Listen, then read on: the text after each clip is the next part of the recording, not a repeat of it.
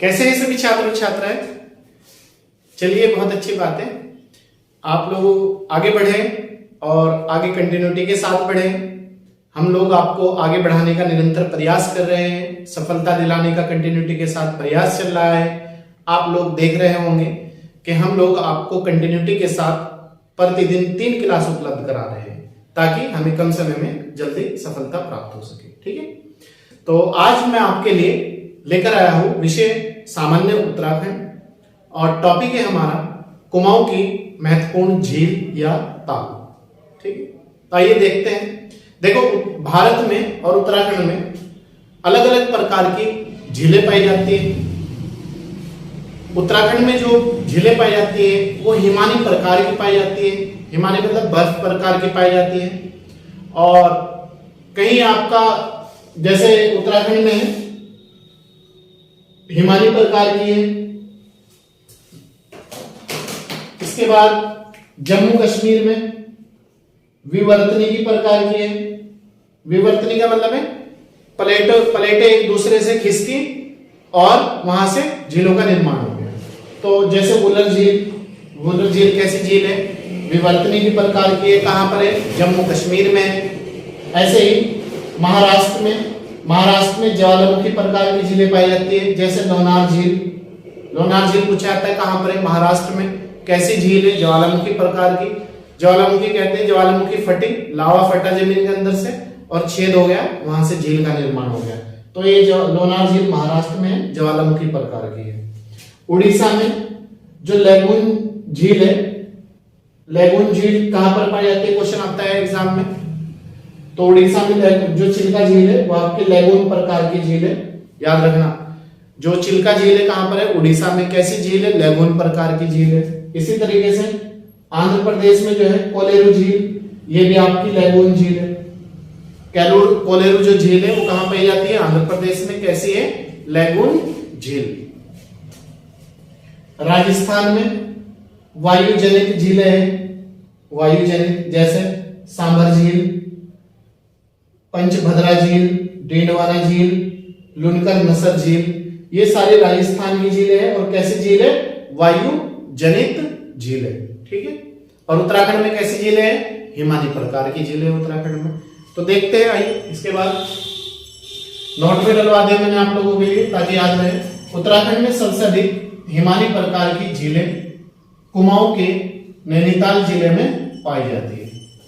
तो क्वेश्चन अगर आ जाए किस मंडल में, गढ़वाल या कुमाऊं मंडल में किस प्रकार की झीलें पाई जाती है, तो कुमाऊं मंडल में आपका जो नैनीताल जिला है वहां पर हिमानी प्रकार की झीलें पाई जाती है और हिमानी प्रकार की झीलों के लिए ही वो प्रसिद्ध है।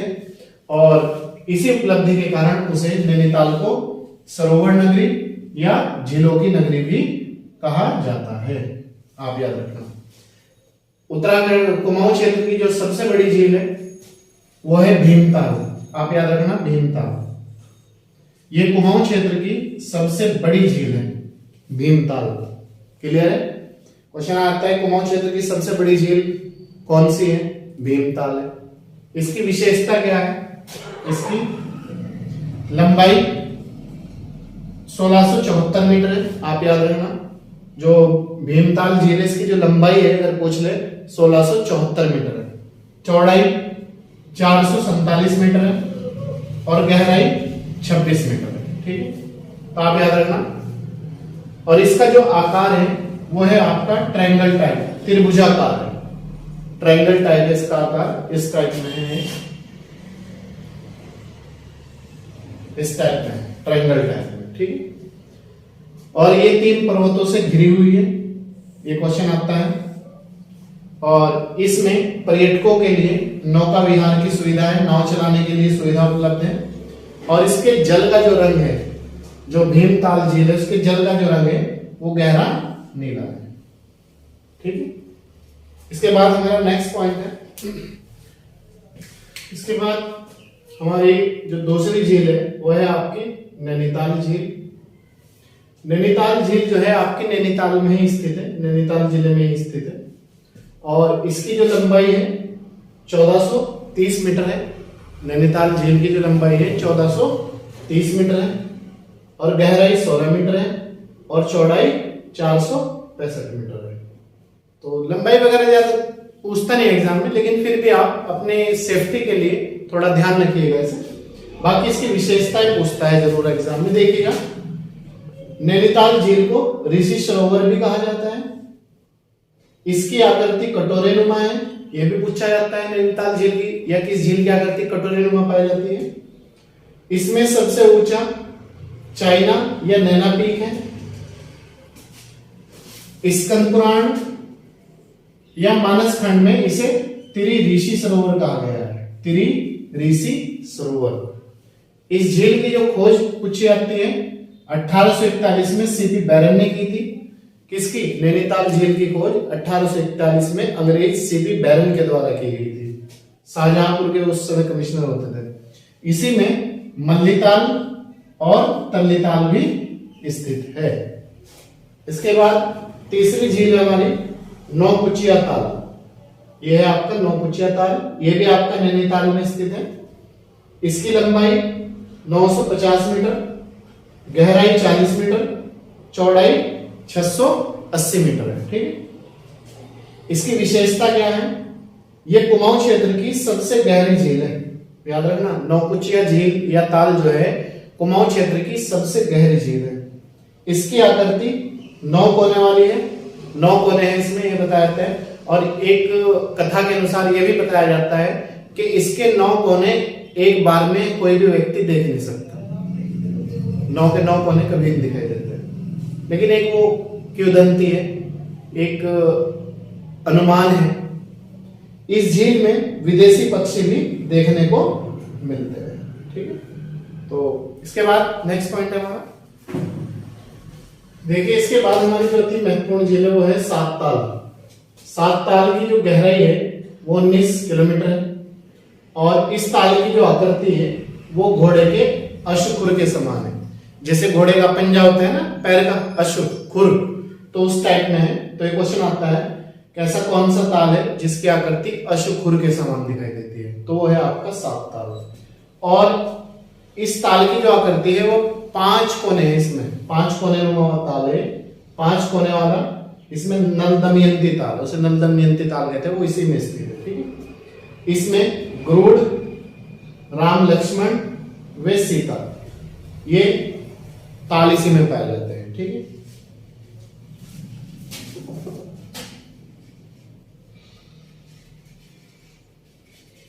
ताल इसी में है। ठीक है।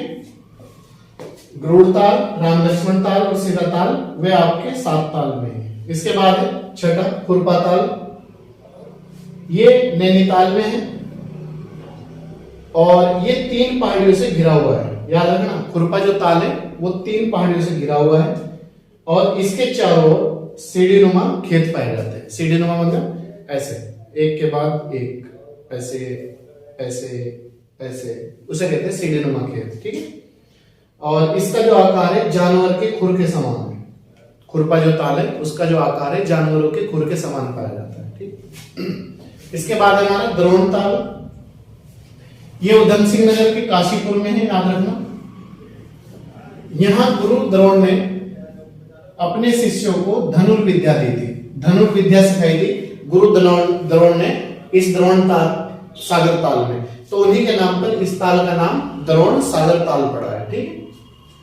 इसके बाद है हमारा गिरी ताल, ये भी उधम सिंह नगर के काशीपुर में है। याद रखना आप, गिरी ताल भी और द्रोण ताल भी दोनों उधम सिंह नगर के काशीपुर में है। और यहाँ गिरी ताल में सबसे महत्वपूर्ण जो विशेषता जो पूछा जाता है एग्जाम में, चामुंडा देवी का मंदिर कहां पर है? उधम सिंह नगर काशीपुर में है। संतोषी माता का मंदिर कहां है? उधम सिंह नगर काशीपुर में है। नागनाथ का मंदिर कहां है? काशीपुर में है। मनसा देवी का मंदिर काशीपुर में है। और किस ताल में है? गिरी ताल। ये सब मंदिर यहीं पर स्थित है। क्लियर है पॉइंट? ये वाला। इसके बाद है 8वां झिलमिल ताल, चंपावत के टनकपुर में है। याद रखना, टनकपुर चंपावत में। और इसकी आकृति जो है वो गोल है, गोल। ठीक है। और इसका जो वो है जल वो गहरा नीला है। ठीक है। इसके बाद हमारा 9वां पॉइंट श्यामा ताल। ये श्यामा ताल जो है अपने सफेद फूलों के लिए प्रसिद्ध है। देखो दोस्तों याद रखना, श्यामा ताल जो है सफेद फूल के लिए प्रसिद्ध है। उत्तराखंड का ऐसा कौन सा ताल है जिसमें सफेद फूल पाए जाते हैं, तो वो है श्यामा ताल। और इसके किनारे स्वामी विवेकानंद का आश्रम है और यहीं पर प्रतिवर्ष झूला मेला लगता है। याद रखना इसकी 3 विशेषता है, बाकी तो और बहुत है लेकिन हमें 3 पढ़नी है।